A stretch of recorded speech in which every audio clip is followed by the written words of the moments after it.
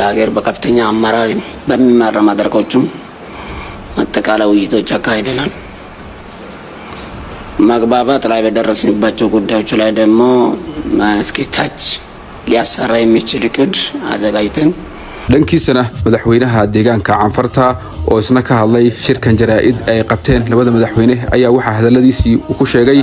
in kulankan ay dawladda dhexe galwadanka ka ahayd ay ku gaadheen go'aan qorshiisa laga shaqeeyay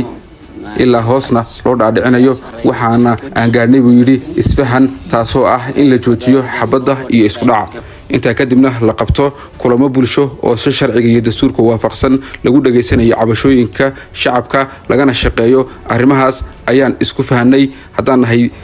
fahanay deegaanka Soomaalida taana waxaan ku rajo weynahay inay hirgalayso maadaama oo dhamaanteen aan ka shaqeynayno maadaama oo dhamaanteen aan u baahanahay nabadda waanu ka shaqeynaynaa ilaa heerar kala duwan ee dawladda federaalka anoo kaashana iyadoo la sameeyo guddiyo dabagallo ku ah hirgelinta heshiiskan oo dawladda dhexe ka socda waxaanu rajaynaynaa in isbedel weyn aanu ka sameeyno isfahankan iyo heshiiskan maanta aan gaarnay